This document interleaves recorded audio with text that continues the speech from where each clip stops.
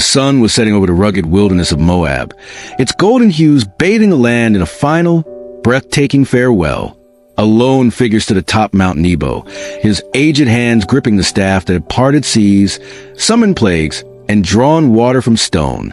His weary eyes stretched across the Jordan River, taking in the promised land, lush, abundant, everything God had sworn to give his people. Yet, despite all he had done, all he had endured, he would never set foot there.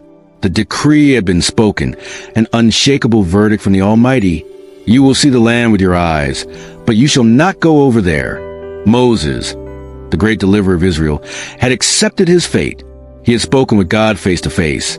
The rebellious nation through 40 years of wandering and received the sacred laws that would shape the world. He had defied Pharaoh, seen miracles beyond human comprehension, and carried a burden no man could bear alone.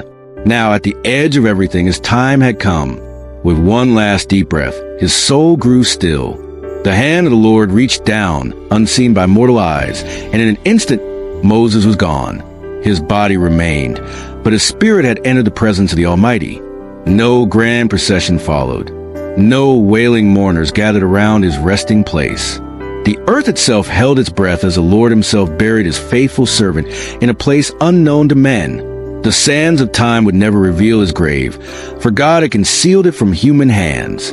But even as the land lay silent, an unseen war erupted in the heavens. A shift in the spiritual realm rippled through creation, a disturbance that could not be ignored. From the depths of darkness, a sinister force arose.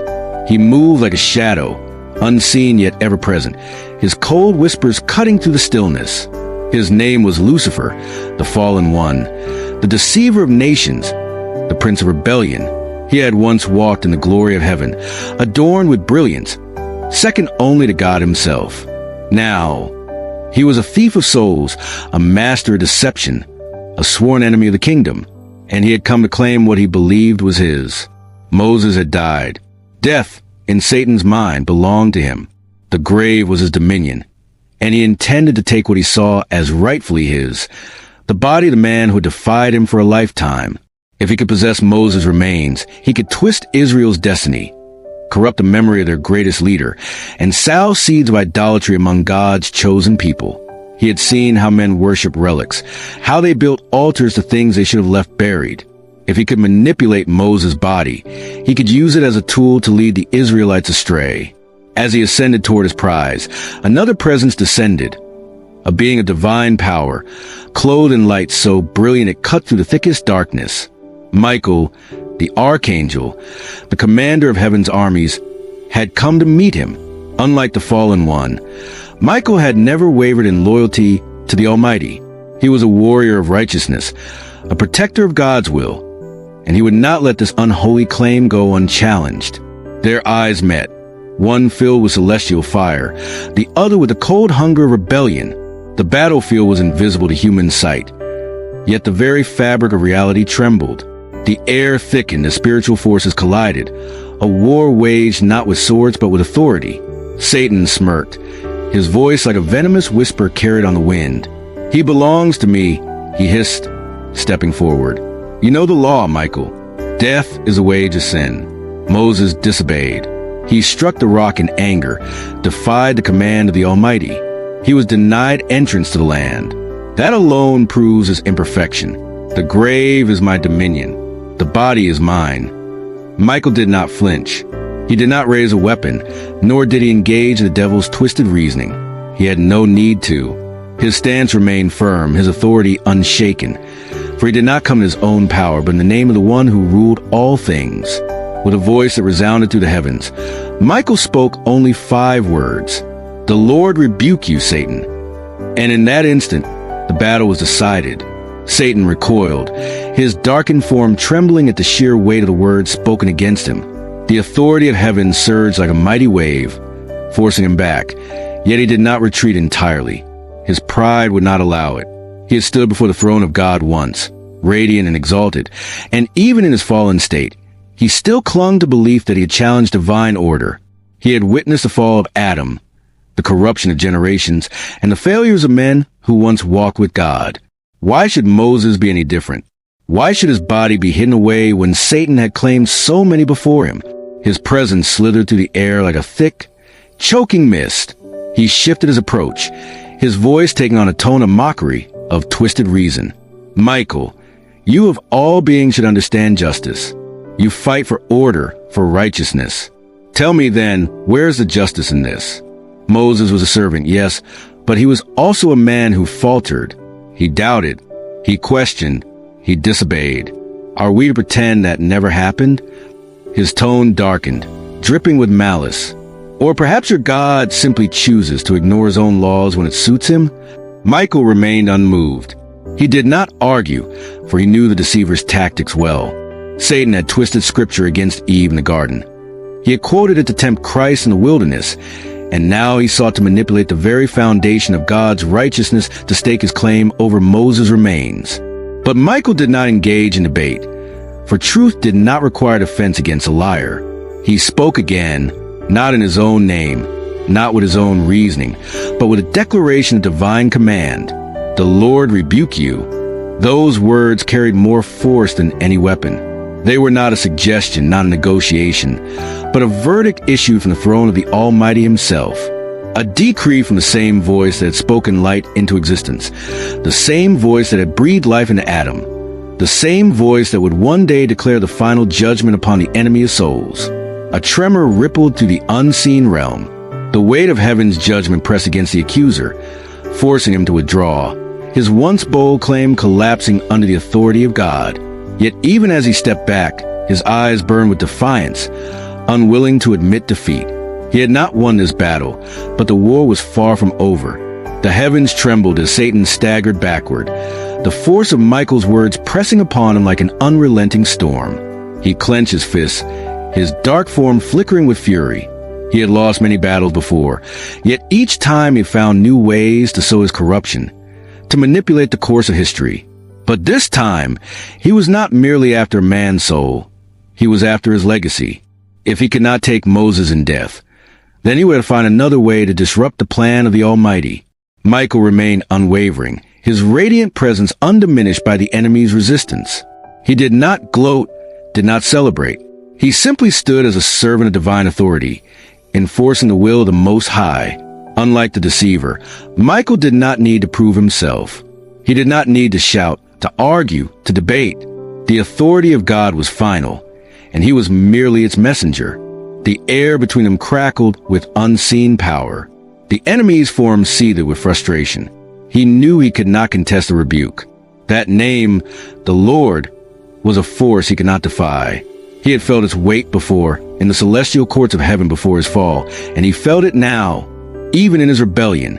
Still, he refused to leave without a final strike, a whisper of doubt that could poison the minds of men even if his physical claim was denied. You act as if this is a victory, Satan sneered, his voice slithering through the air. But what do you really win, Michael? Look at the world. Look at the ones your God calls his chosen people.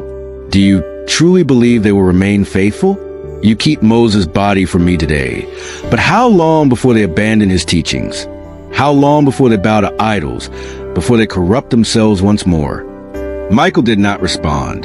The silence, like a sword of light, cut through the darkness of the enemy's words. He would not entertain doubt, would not allow the deceiver to plant his seeds of despair. The battle was not about what men might do. It was about what God had already decreed. Satan's smirk twisted into something bitter. He knew Michael would not waver, but he also knew something else. This was not the last time he would fight for a body. This was merely a precursor to the ultimate war. There would come another day, another battlefield, where he would again claim dominion over death itself. He would take his case to a higher level, and this time it would not be over the body of a servant, but over the sun. As the thought lingered in the air, the darkness around him began to shift, retreating like a tide pulling away from the shore. The rebuke had been spoken. The authority had been declared. The battle was over. Moses' body remained untouched, hidden in the hand of God, placed beyond the reach of corruption. No man would find his resting place. No idol would be built in his name. His legacy would not be turned into an instrument of deception. But Satan did not leave in silence. his form twisted into shadows, his final words echoing like a curse upon the wind. The darkness withdrew, but the battle was not truly over. The enemy had lost his claim over Moses' body, but he had not abandoned his war against God's people. He never did. He was a patient adversary, one who played the long game, weaving deception across generations. If he could not possess the prophet's body, he would find another way to corrupt his legacy. Time passed, and the Israelites entered the promised land under the leadership of Joshua.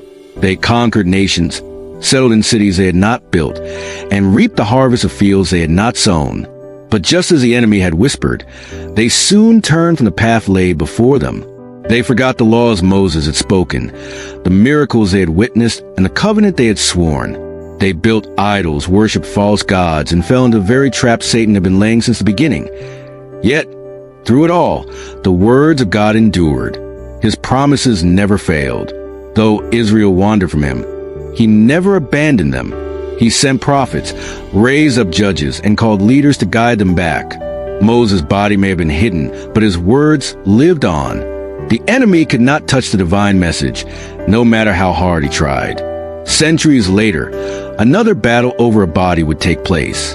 This time, it was not over a servant, but over the Son of God himself. When Jesus was crucified, Satan once again believed he had won, that death had claimed the ultimate victory. For 3 days, the earth was silent. But just as Michael had spoken before, the power of God declared otherwise. On the 3rd day, the grave could not hold him. Death had no dominion. The tomb was empty, and the victory was sealed. The rebuke spoken over Moses was a foreshadowing of the rebuke spoken over Satan's greatest weapon, death itself. What the enemy had hoped to control had slipped from his grasp forever. This is the truth that remains today. The enemy still accuses. He still seeks to condemn, to remind us of our failures, to claim us as his own. But like Michael, we do not need to argue. We do not need to fight in our own strength. We need only stand in the power of God's word, the same word that rebuked the enemy then and rebukes him now. No accusation can stand against those whom God has redeemed. No past mistake, no failure, no sin is greater than the power of the one who calls us his own. Just as Moses was hidden in the hand of God, so too are those who trust in him. No claim of the enemy can change that. The battle over Moses' body was not just about one man.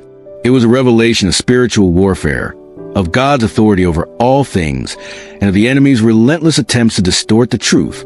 But it was also a declaration of victory, a glimpse of what was to come, the moment when the final enemy, death itself, will be destroyed forever.